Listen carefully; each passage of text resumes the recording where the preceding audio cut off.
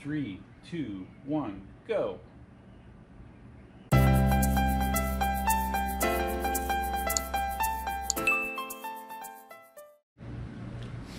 How you doing? Duff here. And you may have just seen me or may not, depending on when you watch this video. This is my 2019 Tesla Model 3, and I'm going to be doing a mod to change the behavior of this.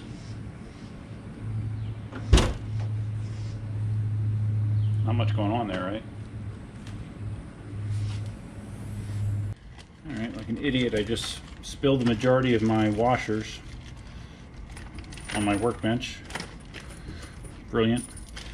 So anyways, what I'm doing today is I am doing a mod to the struts that hold up the rear trunk lid. This mod is courtesy of I1 Tesla, a pretty popular YouTube channel regarding anything and everything Tesla.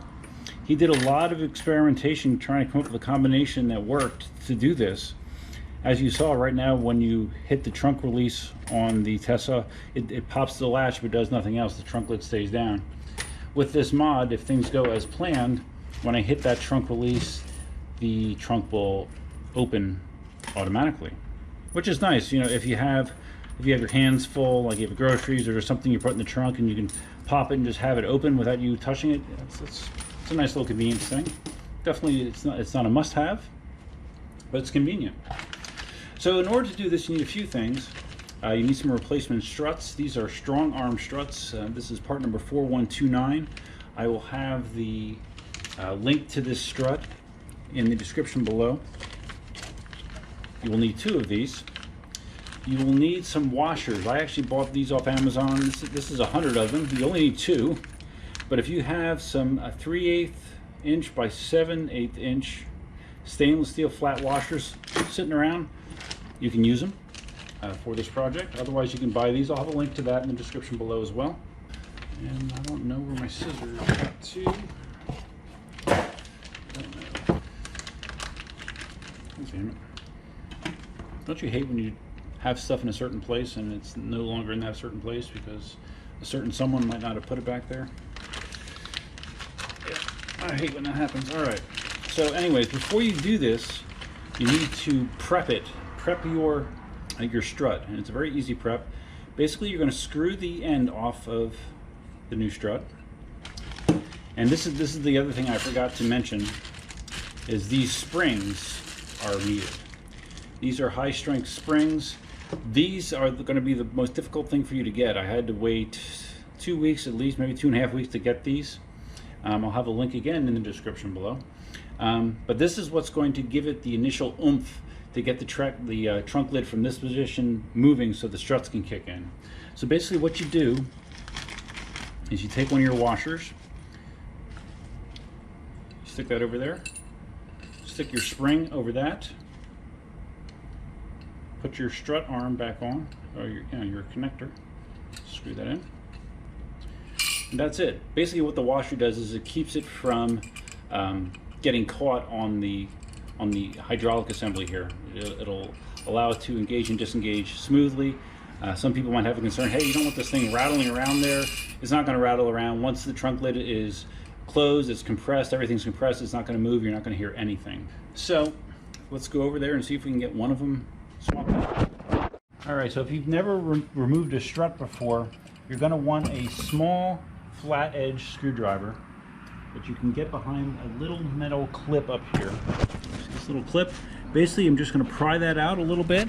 And once I pry it out, it's going to pop off the ball socket underneath. It takes a little patience.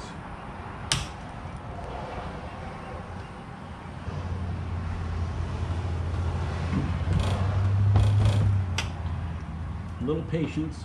It'll be easier to get the bottom off first. I'm going to try to do the bottom one first. Same connector though. I don't remember I1 Tesla guy saying one was better than the other to get off first. I do want to be careful because I know that I remember in his video that somehow when he was doing all of his experimentation he wound up like chipping the corner of his back glass.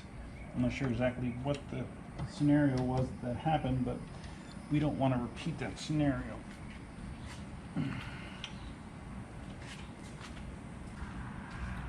so I have my little screwdriver wedged in there. I'm going to use this to get between here and pry it. Now I can already see the scenario where we would chip the glass. So I'm going to be prying, but I'm going to be keeping my hand here as the buffer so I do not hit the glass. There it goes. All right, that worked. Okay, it does want to stay up real well with just one strut holding it, but we will correct that in a second. All right, let's see if the top one should come off a lot easier now because there's no pressure on it. There we go. Comes right off. And I'm holding it with my head currently. All right, so now this should just pop on. So let's see. Let's pop on the. What should we want to do first? Top or bottom? I guess we'll do bottom first.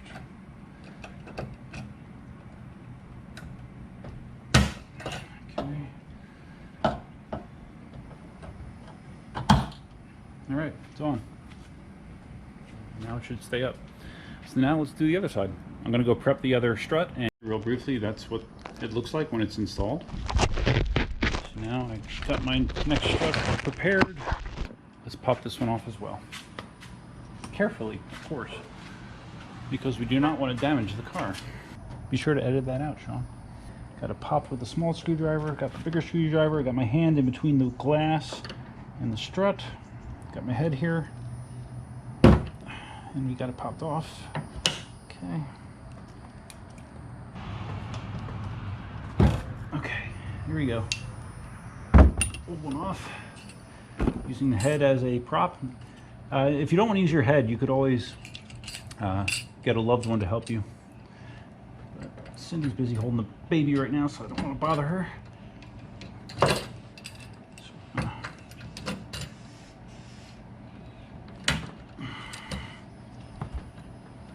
It actually feels like it'll stay up on its own. All right, there we go. They're both on. Adds a sporty red accent to your trunk hinge assembly. So I think I'm ready to test it. Now there is one small disadvantage, that these struts are shorter, just like the front struts. If you replace the front struts, they are slightly shorter. So the trunk lid will not open quite as far as it will with the factory struts, but it's still plenty. I mean, I'm 6'3", and I'm fine. So most people are shorter than that. I don't think you'll have any issues whatsoever. So now let's close this and see how it feels. And you can definitely feel that you have more lifting power for sure. But as far as closing it at the bottom, that's fine. Even with those red springs in there, it does not feel terrible to close. But now here's the big test. Trunk, will you open? 3, 2, 1, go. Shit works. It works. I won Tesla. You're a genius, man. Nice. All right, let's do a few more cycles. Let's just see how this feels. I was a little worried that it was going to, to get it started from this position, I was going to have to, just locked for some reason. I thought I was going to have to really pull to get it started, and it was going to really torque on the hinges, but it doesn't feel like that at all. If anything, you have to just be a little bit more firm at the bottom because you're compressing those springs. But that's not bad. All right, so let's do it again. Are you sure you want to remotely open your trunk? All right, here I got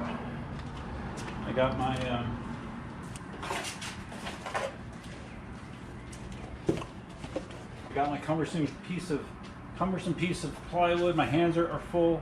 I want to open the trunk. Nice, man.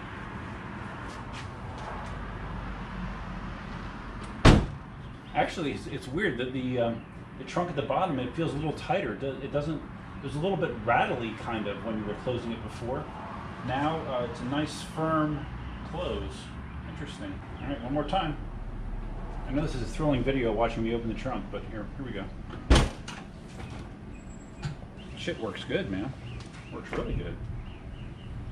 Nice, and that was easy. And other than using my head as a jack, it was very easy.